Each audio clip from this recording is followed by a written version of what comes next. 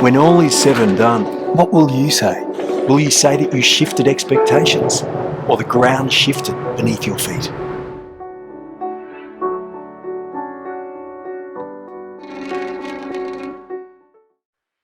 Happy New Year, everyone. Welcome back to the PanelCast.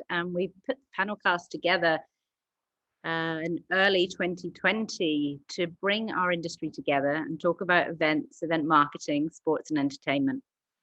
So we've had some incredible people on from our industry, and we have another incredible person on today, Samantha Robinson. So Sam has worked for events such as the Olympics, the Invictus Games, and she currently works for the Australian Grand Prix Corp. And then we also have CT as well. So we're going to touch today on partnerships and sponsorship and the future of what we think is going to happen. All right, I hope you enjoy. Hi, Sam and CT. Welcome to the PanelCast, the future of brand activations and partnerships. Thank you both for joining. So I'm going to start off with the usual icebreaker, and I'll start off with you, Sam. What is your favorite event of all time, whether you worked at it, you attended it, or one that you would like to go to? Yeah, I have two. My favorite one that I've worked is the Invictus Games. I came off that event in 2018, and it was just such a special, amazing event to work on and be part of. I was part of the organising committee for 2 years, and it's just so special. Ordinary people doing extraordinary things that have just sacrificed so much for our freedom and giving back and using sport as rehabilitation. So it's just, there's nothing else like it. It still gives me chills talking about it. So. Yeah, we met you a couple of years ago at the event awards, and you were with the whole crew of Invictus Games. Yeah, all just so close. It was like a little event family, right? Yeah, you do. I mean, events is a big family, isn't it? You know, you work with people over the years, and they become your family because you're always on the road with them. But just such an amazing event. You feel like you're really contributing and helping saving lives, which. Yeah. You know, not many people get to say. So that's my favorite one I've worked on.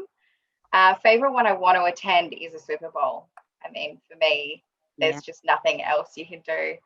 Bring on Monday, go Tampa. It's going to be great. You spent a bit of time in America, haven't you? I lived in Canada for 2 years. Okay. Did a stint at the Winter Olympics in Vancouver, but did travel quite a little bit in the States. But there's just nothing like it. Like, it's the mecca of events for me. Huge. I think mine's the Olympics, and you worked on the Olympics, which I want to hear about more in a bit. Yeah, that was pretty crazy as well. Yeah. And what about you, CT? I mean, we do this question for you every single time. I know, but look, in honor of Sam being here, I'm probably going to talk about Monaco for the Formula One, and I think. Well, I don't have too much to say about it because I've never been there before, but I'd like to go, and I've watched it, for a lot of years. And I remember my grandfather talking about it when I was a kid. So I'm just going to put that one out there, and maybe the boss might be able to, I might be able to find some budget to go to that at some point. I've actually been to Monaco Grand Prix when I was 17. My dad took me, and it was incredible. I remember just, even at that age, I had quite a passion for events and was just like, whoa, like the money, the budget to put that on, just to shut down the whole country, basically. It's incredible. All right. Well, Sam, we've kind of touched on a few things already, but can you just give us a bit of a breakdown of of your experience in the events industry, because it's not just been running events, it's actually been doing sponsorship and partnerships too, right? Yeah. So I've been on brand side as well as rights holder. I guess when I really fell in love with events is when I went over for the Olympics. It was just a bit of a whim. Winter Olympics, Vancouver? Yeah. And it was a year of yes. And a friend of mine asked me literally in the beginning of the year, do you want to come and work in Olympics? And I was like, yes. Like, who would say no to that? So I went over. It was just amazing. It was crazy. I don't think I slept for 3 months. But, worked on the German beer house, which was as part of Winter Olympics, they do a lot of those houses, like Yeah. German house, the USA house, the Irish house. And I ran out of beer within 9 days. Right. Canadians can drink. They definitely drank us dry. What was your role there? It was just literally event managing the German beer house. So it's a pop-up, I guess, live site for the 17 days. And, you hire your staff and you put the menu together. And we were given this huge marquee in a parking lot in downtown Vancouver. So you had to bring it to life and hire a band and fly in beer from Germany and all that kind of stuff. It was amazing. But had to get a private jet to fill the back half of the event to get more beer in the country. Wow. I love that part of events where you can, sorry, but it's an emergency. You've got to hire a private jet or a helicopter and get this done. Yeah, I know. And part of that, I had to put a cover charge on. So the boss was like, well, how are you going to get, where are you going to get this money from? I was like, I know, let's charge people to enter. Poor people. But no, that was great. And then came back to Australia and landed at Caltex. Never thought I'd work for an oil company, but it was fantastic. I loved working at Caltex, which is now Ampol, and was really heavily involved in the V8 supercar deal. It's how I met you guys back in the day with the Red Bull affiliation, and it was a wild 4 years. We actually sponsored 13 different products or 13 different teams at Caltex. That was how thin they spread the portfolio at that point. Yeah, 13 different properties, and it was great. And then moved on to the NRL, spent 2 years there. That was fantastic. And then went and had the opportunity with Invictus, and now at the Grand Prix in Melbourne. Quite the career. It's diverse. Well, some incredible international events, right? That you just get to meet some amazing and incredible people, and also do amazing, incredible things. Yeah, it is all about the people, really. At the end of the day, the clients, you find they're the similar clients throughout the scope of the events landscape, and we all kind of know each other. It's all very incestual in sports. You move between codes and events, and it's a great industry to work in. I love it. And what's your can you explain your current role with AGPC or the Australian Grand Prix Corp for I'm in the partnership side, so help. It's a great role. It is really strategic and working with our partners, onboarding them and ensuring that we are purpose aligned and value aligned, and we are getting the most out of each other it's a true partnership in the sense of the word. And it's such an exciting event. Yes, it is 4 days, but there's 23 races throughout the year, and it's just a really exciting event and exciting brands to work with, and it's a great role. And I tell you what, the brand activations at Formula One, I mean, I spent maybe 6 or 7 years going down there as a brand and also as an agency, and working on different activations and hospitality. It is just an absolutely incredible event to be part of, and for brands when they're part of this event, there's just something different about it, right? There's just the whole of Melbourne goes into such a great atmosphere. And your favorite sponsorships, or I'm dropping this. I can't play favorites. I can't play favorites. Maybe of all time rather than just at the Grand Prix. Or one that you clever. Yeah, do you know what? A really cool one, if I talk about past, not current. Yeah. Westpac were really amazing at the Invictus Games. I'd never really worked with a bank before. Yeah. And they were so great. They had a great team, and they had a great, they did some really cool stuff. And because Invictus Games brings out family and friends of the athletes, it's part of the support network. There's lots of kids that come out. And Westpac's obviously really affiliated with surf lifesaving and all about that and education in that space. I still talk about this, it's so cool. They have these rash vests. I don't know if you guys have seen them, but they're for kids. and they're different sizes in rashies. And they have, like, they're just red rashies that I don't even think they have Westpac branding on them, but they have a zipper down the front. So if you're a 3-year-old and you're wearing size 3, like the one that fits you, you unzip it and it tells you how to resuscitate a 3-year-old. Oh, And then there's different right. instructions for the 6-year-old and different instructions for the 12-year-old. Like, Wow. just cool. That's cool. That's really amazing. cool. And that's just cool like, sponsorship. yeah, it's helpful, it's integrated, Yeah. it's thoughtful, you know, it's actually just like absolutely right on target, but not too overly no brash. It's just it's really authentic. It's just they're doing it for the right reason, and they want to help people with surf safety, and that's the way they're doing it and showing their message. And it does, like, I've spoken about it heaps, and I've you know, it's just, it gives you that brand affinity, which is what partnerships is all about. It gives you that loyalty to it. It's just, it's really cool. And now you were talking about it, 3 years later, that you're still like, it was cool. And it really sticks with you, right? That they've gone to an effort to make something a bit different.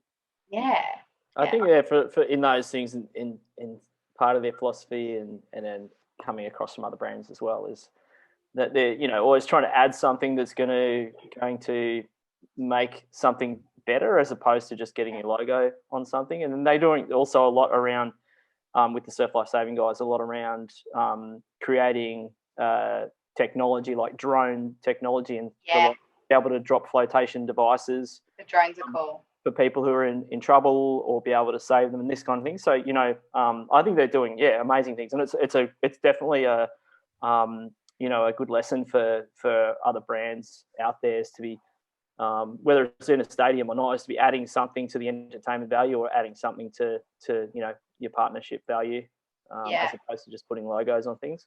And it teeters between that CSR and sponsorship space, which is such a fine line to walk down, but if you get it right, it's brilliant. Yep, absolutely. So I suppose within the last 12 months, looking at around the events that have been able to go ahead, what's been your highlight in sponsorship in the last 12 months? Have you seen a brand do something that's just been really cool, that you're like, you know what, they didn't have to continue to do that, but they might have stayed with an event? I think for me, the last 12 months,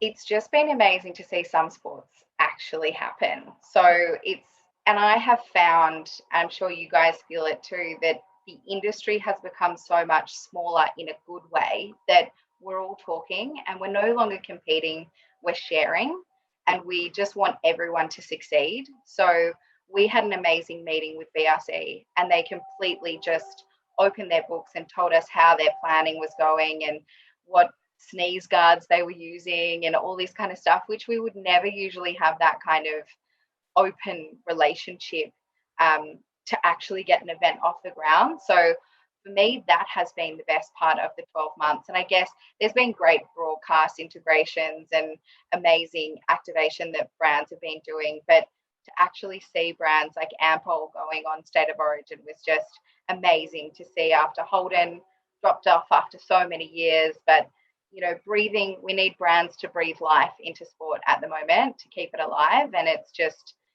it's good to see that it is happening. You know, Dettol with the cricket and Vodafone with the cricket. And I was looking at the Australian Open website, and Emirates is still a sponsor. And I'm like, wow, like a really impacted industry such as the travel industry that's supporting the events industry is incredible. And that they've kept that partnership going. I think they've been with them for about 5 years or something. And to still be a major partner and see value in it is incredible. And that's what I have really taken out of this last 12 months. Like, we are just all there to want to prop each other up and support each other, and have that foundation to continue to commercialize and play sport, because it's so important for Australians and the world. Like, sport is so important for us. It brings us all together. We're a country that loves it. So let's keep it going. absolutely. Yeah, on a side note, I mean, this is going off a bit off topic, but you just saying about how our industry has actually become smaller and everyone's working together and what I mean, CT and I find that hugely, haven't we? Yeah, absolutely. Yeah, and I feel like we've connected. Well, ever since we started with the Panelcast as well, right back is we've been connecting with people and sharing information and just making sure that everyone's able to keep moving forward and to keep putting things on, and the industry keeps moving forward, and it's all positive things that helps each other. Yeah, it's been actually really incredible the last 12 months in that respect. This is, I mean, look, we can't talk about the last 12 months and not talk about obviously the cancellation and postponement of events. Have you found in general your experience around brands? How have they been reacting to it in general? Yeah, it's with the Grand Prix, all of our partners are still with us. They are all supporting us and they want to see us succeed. So, I touched on it earlier, we really do have purpose-aligned partnerships. They're not there just to activate over the 4 years. We're a 12-month event and they want us to get up and keep going. So we've found, especially where we are, that they're all just really invested and want to help us and happy to information share. And one of our largest partners, Heineken, have a lot of different sport partnerships across the country and globally, and they're helping us with different plans and how they've got things up and running overseas. And they created this amazing drive-in experience over in Europe for one of the Formula Ones, so you can keep everyone socially distanced, and they have this big entertainment stage. But just learning from each other, learning from what they're doing, and just continue to support us through this journey has been amazing. But yeah, the cancellation in 2020 is something that I don't think many people will forget in a rush. There was a few of them. I think when I was even shocked when the Sydney to Hobart got cancelled. I know. Like, how am I still shocked? Devastating. Yeah. Such a great event. Yeah, but why am I still shocked that there was events getting cancelled? But it was just, one of those things. You mentioned Heineken and their drive-throughs, and I think that's something that I've really noticed looking around the industry and sort of looking globally at what different people are doing, is that there's new offerings for partnerships now, right? People are coming up with different ideas, like you mentioned the drive-ins that Heineken are doing. Yeah. Are you finding that you're able to be more creative now and coming up with different ideas and they're more open? Yeah, and it's just, digital always has been such a great space, but we're really seeing that come to the forefront.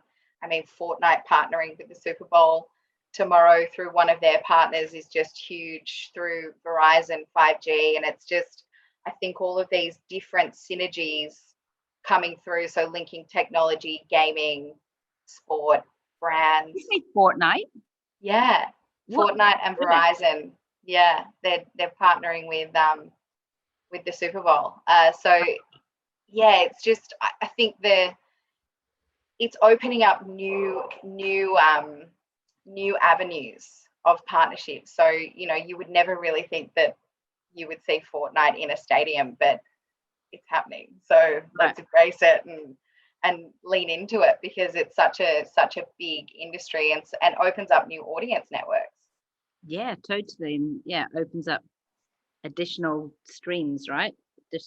Revenue streams and that's super cool. I've also noticed there's more sort of behind the scenes experiences, people are a bit more open to raw footage and things like that. Yes. Have you seen anything, CT, that you've noticed? Well, I was just going to say on that, I think on the tech thing, people have definitely embraced technology a lot in the last 12 months, right? And out of necessity, and maybe, for years held off, from the technology because that's just not how they did it before. And they kind of got forced into it. And so I think we've definitely had everyone adopt that now, and we're kind of seeing that those things that may have been floating around, the industry for 5 or 10 years and haven't, didn't get fully embraced, like AR and different things like that, are now being fully embraced because people are prepared to use them as well. And I think there's definitely some interesting things going on, and whether it's at home hospitality experiences and different things that link through to things, or VIP experiences, even just as one example, but there's some amazing things that could happen, absolutely, and it'll be interesting to see what happens this year. I think we're going to see that continue to grow. Definitely. Yeah, the innovation is exponential. Yeah. Which takes us perfectly on to the next question. Good segue. So the future of brand sponsorship and brand activation. So, I mean, in the past, it's something that we do in our agency is when we're taking on a brand for brand activation and we come up with the concepts, it's all of, I mean, in the past, it's been about touching and feeling and experiencing the brand. But that, in such a literal term, might not be possible. Does it need to be rethought? Yeah, I mean, I think everything needs to be rethought, but I still feel there is a real place for that touching, feeling experience, but it's more intimate now. It gives the brands actually a better opportunity to have that one-on-one or really intimate setting to give people their brand experience and educate them on how they want to influence their buying behavior and buying patterns. So I would say, and I say to our partners at the moment, we're still going to have people at the event. We still have people coming through the gates of venues. Embrace it. People still want that experience. So, as much as we are going to have to rethink and have COVID safe plans for everything, it's still, that opportunity is still there. We need to wrap our hands around it and understand what it is and take it to the next level. But absolutely, there's new and much more creative people than me will lead the way there, but there is so much more growth in sport and pivoting into the direction that brands want to go into.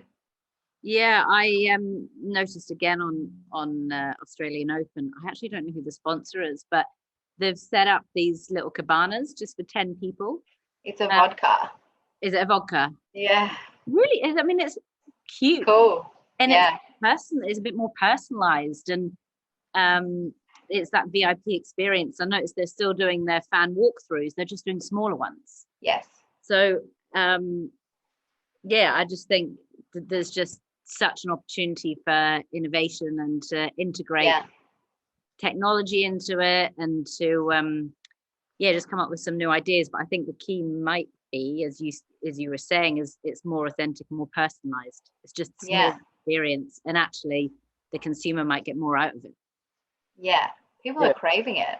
I can't wait to go to an event. Interesting you say that. I was actually just going to say there, I think what we've realised as well over the last year is how important connection is to us as humans. And until that was fully taken away, it's the reason why social media is so powerful. And, so there's, and for lots of other things, but I mean, it's we're looking for that connection all the time. And so moving forward from that, like I think people have realised that, and they know, what, I'm not really interested in getting involved in any of these things unless I'm able to connect with, or we have the same values, and it's done in an authentic way, and it's in a way that I agree with. And there's just, I think in the last 12 months we've jumped ahead like 5 years as humans in some way. And I think people have woken up, haven't they? I think so. Yeah. I mean, not to say that we're all as woke as a race, but we've definitely jumped ahead really quickly. And I think people aren't really prepared to get involved in something unless they really connect with it.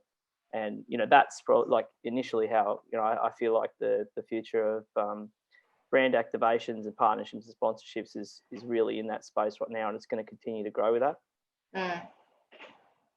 Yeah, people want to connect and give back to something that their affinity lies in. So, you know, if you have a really big drive towards sustainability and eating vegan, then you're going to support events and go to events that are allowing you to experience that. It's just, it's true. I think everyone has woken up. Yeah, and you know, interestingly, not that, you know, it's I'm going to say alleged, but like, you know, we've just seen with the Dragons in the NRL, with Israel Folau, and allegedly, you know, a pushback by St George Bank that they didn't say that necessarily that they were going to pull out if that, but the end of their contract is coming up in a year, and that they probably wouldn't be there if someone like that was into the team from, you know, because of these because of the statements that made in the past and how it doesn't align with their values. So I feel like sponsors and partners are going to have a little bit more a little more say, or just a bit more open to have that conversation, you know, as brands or as agencies and as consumers, right? Yeah, because we exactly more say in what it is that we're doing, and who we're interacting with, and we kind of want them to, as a rights holder or as a, you know, as an event, you want them to, you want your partners to have that skin in the game, you want them to have that say. Well, as you were saying, you have these partners, and because your foundations and your values align with them and your purpose aligns with them, you've got such great relationships, and therefore work together to work things out over years. You know, they don't drop you and you don't drop them just because someone else has come along. Yes. So they help each other through some tough times and come out the other side of it with better relationships, and everyone has grown for it. Yeah. And, you know, it's the long-term approach instead of a short-term, what can I get out of it? Yes. What logos can I put on stuff? Yep. The revenue is the outcome of the relationship. Yep. Nice. I like that. It's a good one. You can keep it. Done. I'll write it down. He'll start like, I'll make in the office. I'll make a t-shirt. All right. Well, that's just about us close to wrapping up. I do just have one more question for you both. Are you planning on attending any events soon, personally, for yourself? Yeah, I'm going to the tennis next week. Oh, I'm very excited. Yep, got online, bought my tickets. I'm going next Wednesday. Well, in our little pre-chat before, you had said that you just even would love to work on it just to like get your hands dirty again. Right? Yeah, I know. So I'm actually going to go and have a beer. Well, not have a beer during Fed Fast, but have a water. Yeah. I can't wait. And I've got Splendor in the Grass tickets for later on in the year. So I'm just so excited. Exciting. Nice. Yeah, that's I can't wait. Yeah. It'll be great. Awesome. And I think that's something that's super important, right? Is just to like buy tickets and support the industry so that they know that they can go ahead because you're going to be there. Yeah. That's great. What about you, CT? Oh, maybe the Big Bash League final. You know, nice. not too far away. So maybe jump onto that and see some big hits, and you know, it's not too far away. So that would be cool. Cool. Yeah. Cool. I think there's a local like adventure triathlon that I think I'm gonna enter in the next few months. Nice. Try and get fit again. The COVID alcohol belly needs to go. I know. I don't know if I can blame it on lockdown anymore because it was back in May, right? Yeah. That's what I'm still blaming on. Well, anyway, it was lovely to speak to you both. Thank you so very much for joining us, Sam. And thank you. Thanks, Sam, for your insight and experience in the sponsorship and partnerships. Thanks very much. Thanks. That was a great conversation with Sam. Thank you all so much for listening in. I hope this 2021 is going to be a successful year for us all. I think that we've showed that we're resilient. We've showed that we can make anything work and that anything's possible. So thanks so much for listening in. If you know of anybody that you think would be great to come on the PanelCast and it would be great to have a chat with, please let me know. It's Hayley.Mason@the-shift.agency, Also check out our Facebook page, The Shift Court, or just connect with me on LinkedIn. Thanks, guys. When all is said and done, what will you say? Will you say that you shifted expectations or the ground shifted beneath your feet?